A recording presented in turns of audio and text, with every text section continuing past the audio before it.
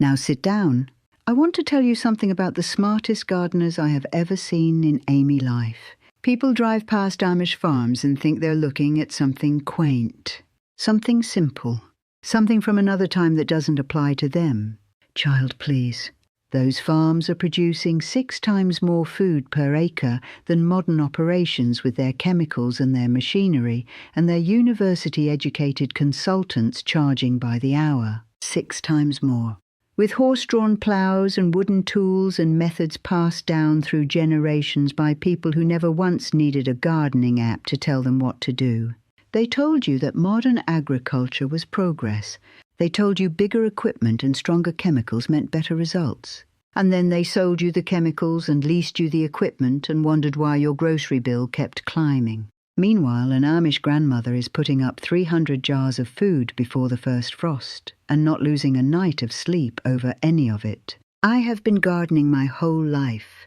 I learned from my mother, who learned from hers, who learned from women who had to grow food or go without. And the older I get, the more I realize that the Amish never stopped doing what the rest of us were foolish enough to forget. So let me share what I know, what they know, and what the garden has been trying to tell us all along. First, banana peels in the ground. Now I know what you're thinking. Martha, what on earth does a banana peel have to do with serious gardening? Everything, honey, everything. The Amish waste nothing. And I mean nothing. Every scrap, every peel, every bit of what modern people throw in the trash without a second thought, that's raw material to someone who understands how the earth works. Banana peels are loaded with potassium. Now, potassium, think of it as the heartbeat mineral for your plants. It's what makes tomatoes swell up big and red. It's what makes roses double their blooms. Without enough of it, your plants just sit there looking tired, like they've got nothing left to give. My mother used to dig a small hole right next to her tomato plants every time she had a banana peel. Drop it in, cover it up. She didn't buy a single bag of fertilizer in her life, and her tomatoes were the size of your fist. Some Amish families dry the peels on a rack in the summer sun, then crush them to powder and store them through the winter. Others just bury them fresh about 2 inches deep. Either way works. Your plants will tell you it's working. You'll see it in the colour of the leaves, in the weight of the fruit, in the way the whole bed just wakes up. Don't throw the peel away. Put it in the ground. That's all. The earth will do the rest. Second, cardboard underneath everything. They told you a weed-free garden required chemicals, herbicides, sprays with names you can't pronounce that get into the groundwater and stay there for decades. The people who told you that were selling you the chemicals. Make of that what you will. Walk through an Amish kitchen garden in early spring and you'll see something that looks at first glance like a mess. Cardboard laid out flat between the beds. Old boxes flattened and overlapped, covering the bare ground like a patchwork quilt. It is not a mess. It is genius. That cardboard blocks the light completely. No light means no weeds germinate. Weed seeds need light to trigger germination. That's the biological process they use to know when to wake up. Take the light away and they stay asleep. Meanwhile, underneath the cardboard, the earthworms are having the time of their lives. They love that dark, moist environment. They move in by the thousands and break the cardboard down within a single season, leaving behind rich, aerated soil that would cost you a fortune in bags from the garden centre.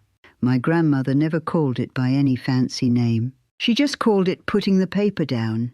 She'd save every piece of cardboard that came through the house all winter long. Come April, she'd spend one morning laying it out and then spend the rest of the summer not weeding. One morning of work, an entire summer free. Remove the tape and any shiny coating first. Plain brown cardboard only. Overlap the edges by 6 inches so nothing sneaks through the seams. Wet it down so it lays flat and starts breaking down right away. Then go sit on the porch. Your garden doesn't need you to be on your knees in the dirt all summer. It needs you to set it up right in the spring. Third, the 3 sisters. Now this one goes back before the Amish. This goes back to the native peoples of this land who figured something out 1,000 years ago that modern agriculture still hasn't fully appreciated. Corn, beans, squash, planted together, on purpose, The Amish adopted this method because they are practical people, and practical people recognize brilliance when they see it. Here is what happens when you plant these three together. The corn grows tall and gives the beans something to climb. No stakes, no trellis, no hardware store trip required. The beans, while they're climbing, are fixing nitrogen into the soil.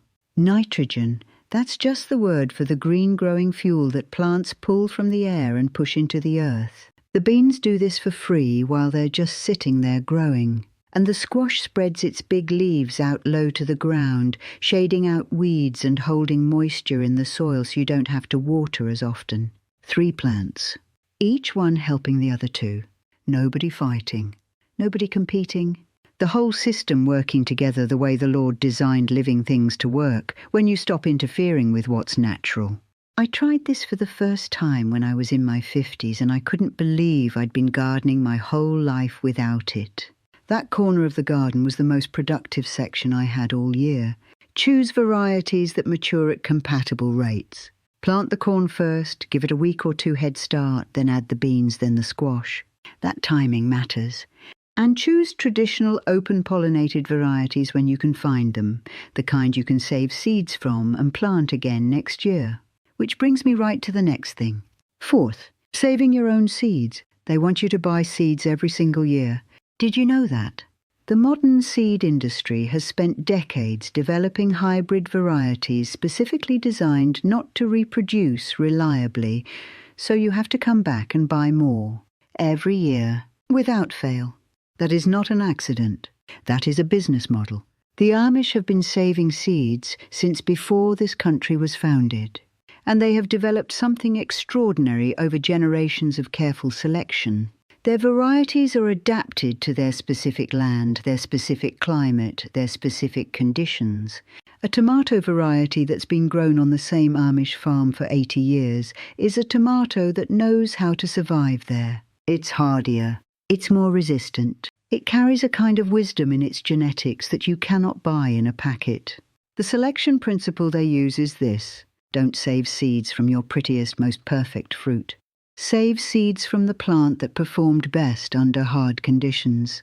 The tomato that kept producing during the August drought.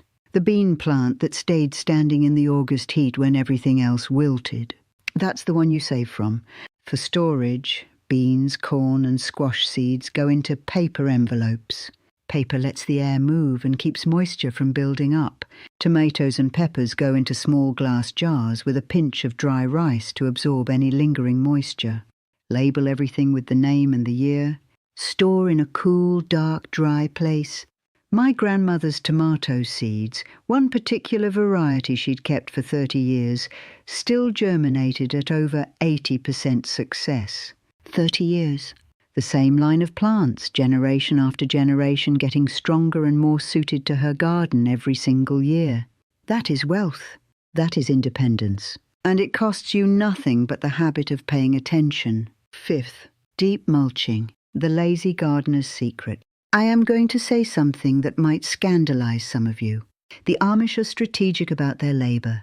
They do not work hard for the sake of working hard. They work hard at the right moment so they don't have to work hard at the wrong ones. Deep mulching is the clearest example of this philosophy I know. Take whatever you have: straw, dried leaves you raked up in the fall, wood chips, dried grass clippings, and lay it around your plants 7 centimeters deep. Not a thin sprinkle, a real heavy blanket of material. That mulch does 4 things at once. It holds moisture in the soil so you water dramatically less. It suppresses weeds the same way the cardboard does, by blocking light. It regulates soil temperature so your plants aren't shocked by a sudden hot day or a cold night, and as it breaks down, it feeds the microbiome. Now that's just a fancy word for the community of living things in your soil, the billions of bacteria and fungi and tiny creatures that make your dirt actually work. Good mulch feeds all of them. The Amish rake their leaves every fall into wire bins, pile them up and have a mountain of free mulch ready every spring. They don't buy it, they catch it. What did you do with your leaves last fall? Most of you bagged them up in plastic and set them at the curb. That's like raking up dollar bills and throwing them away. Next fall, keep them. Sixth, rainwater collection. I want you to do a quick piece of arithmetic in your head.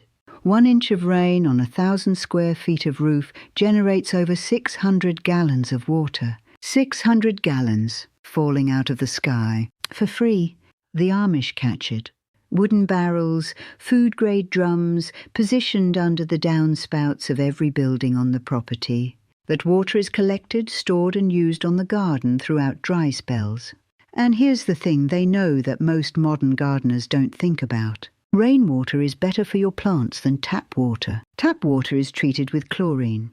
Chlorine, when you pour it on your soil repeatedly, interferes with the microbial life in the ground. It stresses that community of living things I told you about that makes your soil actually productive. Rainwater has none of that. It's slightly acidic in a way that most garden plants love. It's what the Lord sends from the sky, and it's what the plants evolved to drink.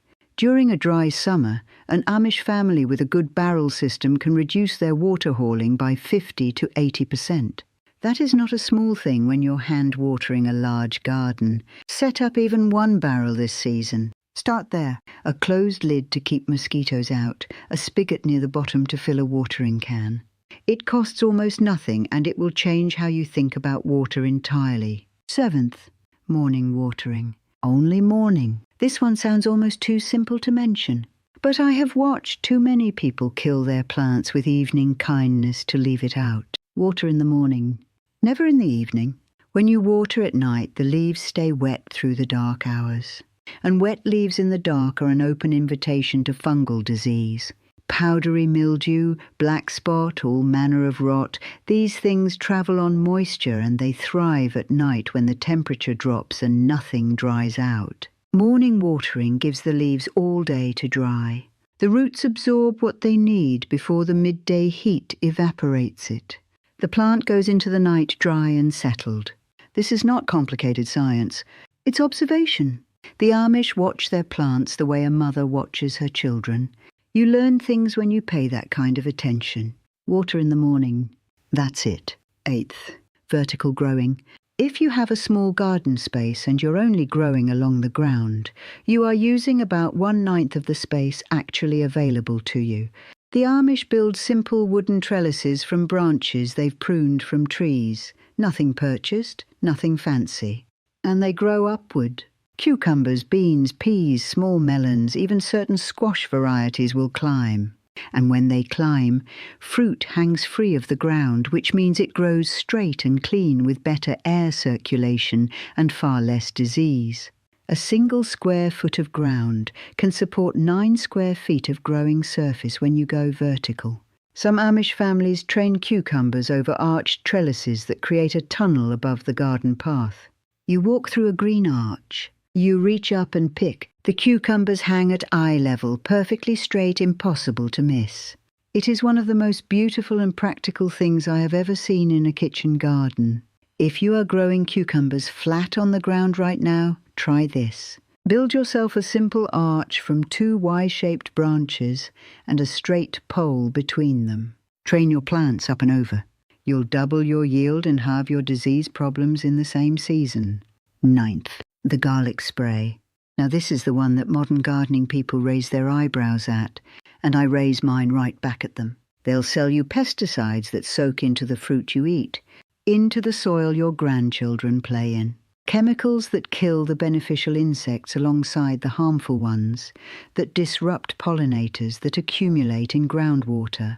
And they'll tell you there's no safe alternative. Every person who told you that is trying to sell you something.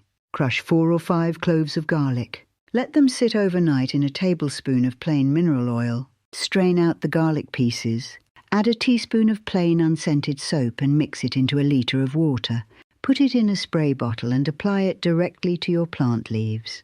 That spray repels aphids, cucumber beetles, and a wide range of garden pests.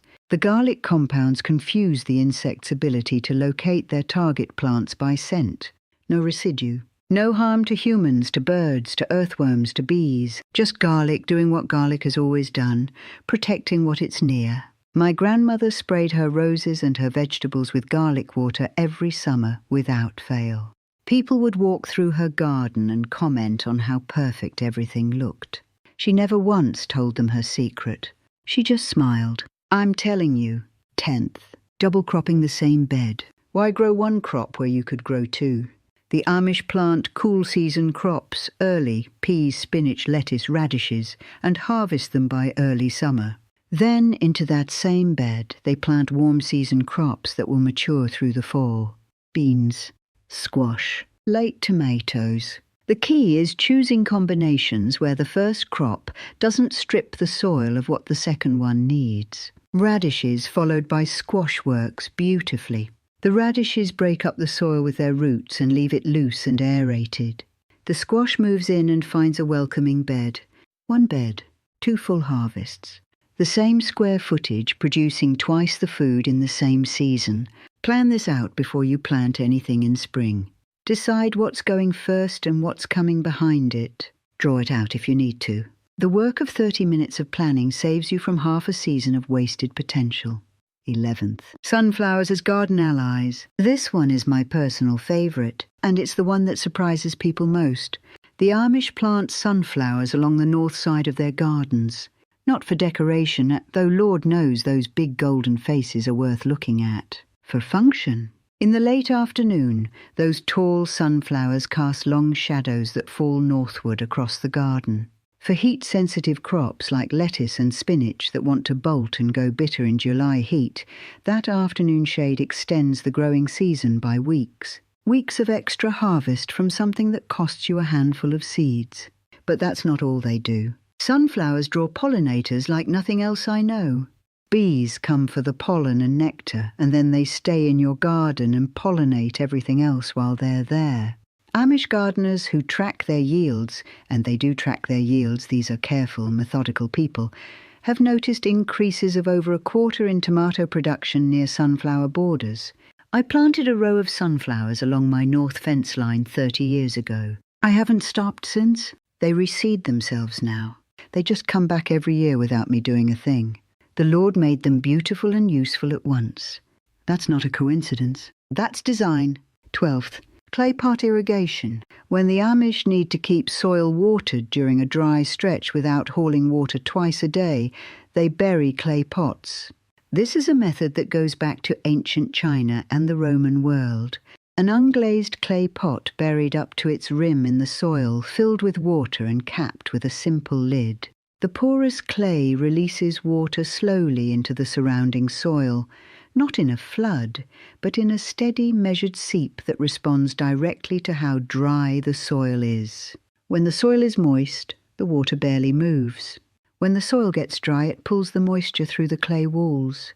The water goes directly to the root zone. None of it evaporates off the surface. None of it runs off. A single buried pot can keep the surrounding soil consistently moist for several days. For gardeners who travel, who work long hours, who simply can't be out there with a watering can every morning, this is a quiet revolution. Your plants stay watered. The clay does the watching. Plain terracotta pots work. Seal the drainage hole with a small cork or a bit of wax. Bury it, fill it, cap it with a flat piece of broken pot or a stone. Check and refill every few days. Simple, brilliant, ancient. Working perfectly.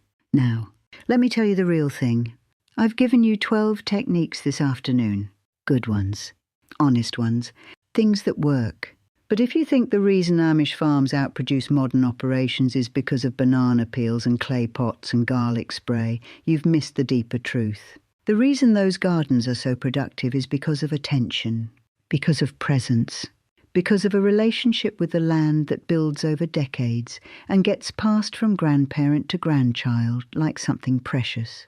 The Amish garden is not separate from Amish life. It is the centre of it. It feeds the family. The family tends it. They know their soil the way you know the face of someone you've loved for 40 years. They know when it's tired.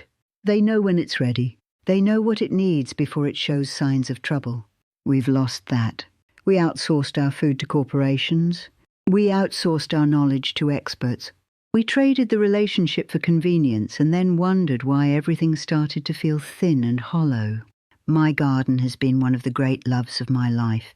I've buried 3 husbands and 2 of my children, and I have walked out to that garden in the worst of it, and in the grief that doesn't have a name, and put my hands in the dirt and felt something steady underneath, something that doesn't lie, something that gives back exactly what you put into it, no more and no less.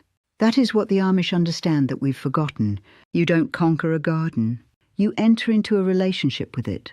You show up for it. You pay attention.